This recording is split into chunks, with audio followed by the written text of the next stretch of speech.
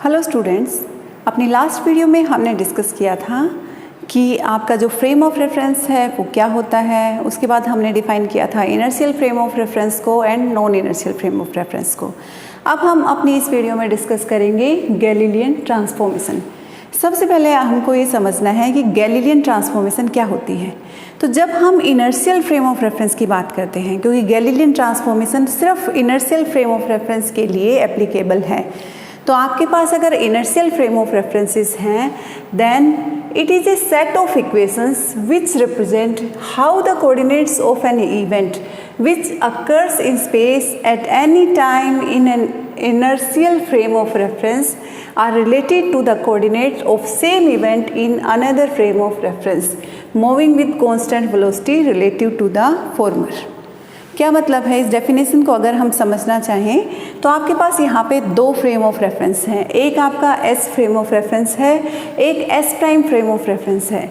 हम S prime frame of reference V velocity से constantly यहाँ पे मोशन में है, और मोशन किस डायरेक्शन में है?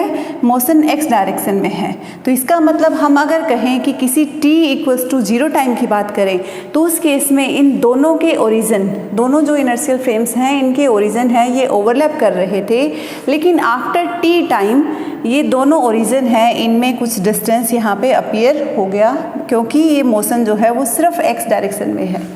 अब अगर इस टाइप से आपके पास दो फ्रेम ऑफ रेफरेंस हैं, अब कोई इवेंट P अगर S प्राइम फ्रेम में हो रहा है, तो इस इवेंट को हम S जो फ्रेम ऑफ रेफरेंस है इसके कोऑर्डिनेट्स की फॉर्म में कैसे लिख पाएंगे?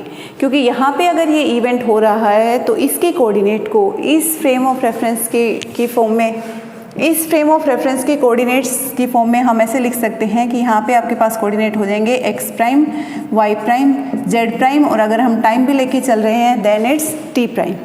तो यहाँ पे इस इवेंट के कोऑर्डिनेट आपके पास ये हो गए। तो इस फ्रेम ऑफ रेफरेंस के करस्पॉन्डिंग इसके जो कोऑर्डिनेट्स होंगे वो क्या होंगे? वो होंगे आपके पास x, y, z and t. तो आप x, y, z and t को x prime, Y prime, Z prime and t prime की फॉर्म में कैसे लिख सकते हो कि एक फ्रेम ऑफ रेफरेंस के कोऑर्डिनेट्स को दूसरे फ्रेम ऑफ रेफरेंस के साथ कैसे कोरिलेट किया जा सकता है? ये आपका रिप्रेजेंट करता है गैलीलियन ट्रांसफॉर्मेशन को। तो अब हम समझते हैं कि इन कोऑर्डिनेट्स को हम कैसे एक दूसरे के साथ कोरिलेट कर सकते हैं।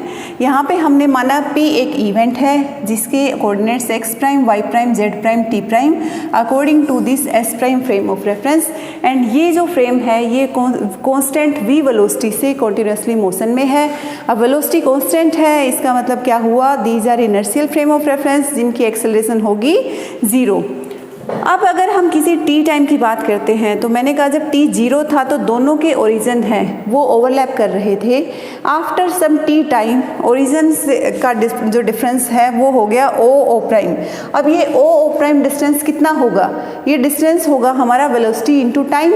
वेलोसिटी कितनी है? एस प्राइम फ्रेम जो है वो v वेलोसिटी से मोशन में है, तो v velocity multiply with t time, क्योंकि हम t टाइम के बाद बात कर रहे हैं कि ये जो o प्राइम का डिस्टेंस है वो कितना होगा।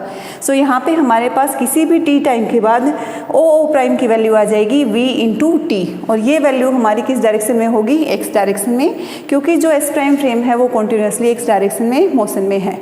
अब ये फ्रेम हमेशा x डायरेक्शन में मोशन में है, इसका मतलब y coordinates and z coordinates उनमें कोई भी डिफरेंस नहीं आएगा।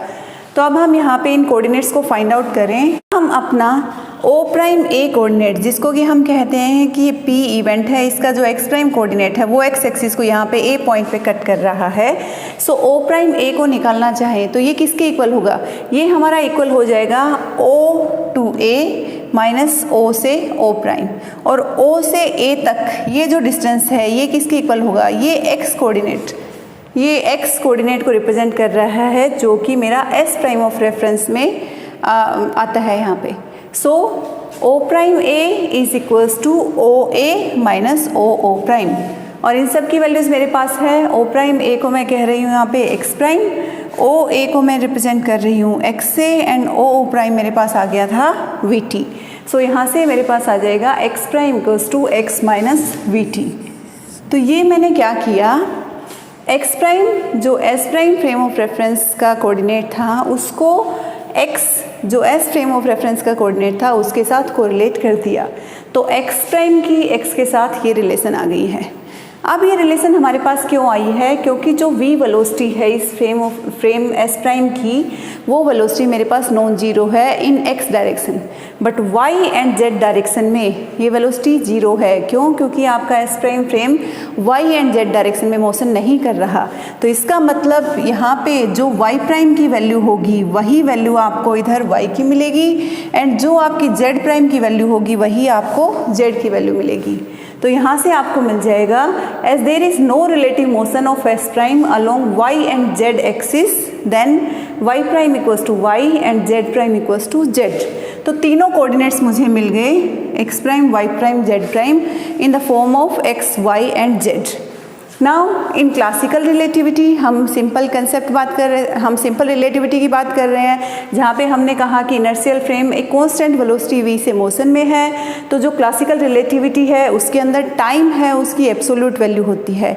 मींस टाइम अगर आप किसी भी फ्रेम ऑफ रेफरेंस में मेजर करोगे, जब आप क्लासिकल रिलेटिविटी की बात कर रहे हो, in that case time is fix in each frame of reference.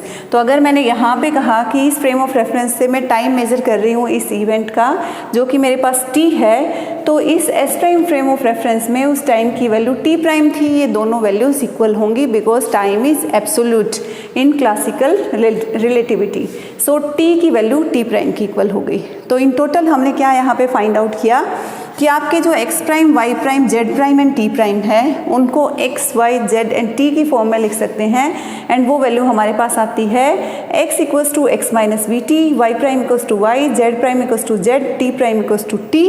जब आपका S प्राइम मोशन में है इन x डायरेक्शन, अगर ये फ्रेम आपका y डायरेक्शन में मोशन में होता तो आपका y कोऑर्डिनेट है उसमें वेलोसिटी का फैक्टर इंक्लूड होता, एंड अगर ये जो फ्रेम है आपका S प्राइम ये z डायरेक्शन में मोशन में होता तो यहाँ पे आपका जो z कोऑर्डिनेट है उसके साथ वेलोसिटी का कंपोनेंट इंक्लूड होता। तो ये हमने लिख दिए x prime, y prime, z prime, t prime, x, y, z, t की फॉर्म में, एंड इनको हम इस टाइप से भी लिख सकते हैं। यहाँ से हमें मिलेगा x, y, z, t, x prime, y prime, z prime, t prime की फॉर्म में। तो इस टाइप से हम गैलीलियन ट्रांसफॉर्मेशन को यूज़ करके जो कोऑर्डिनेट्स हैं उनको एक फ्रेम ऑफ रेफरेंस से दूसरे फ्रेम ऑफ रेफरेंस में लिखा जा सकता है। So this is all about Galilean transformation. Thank you.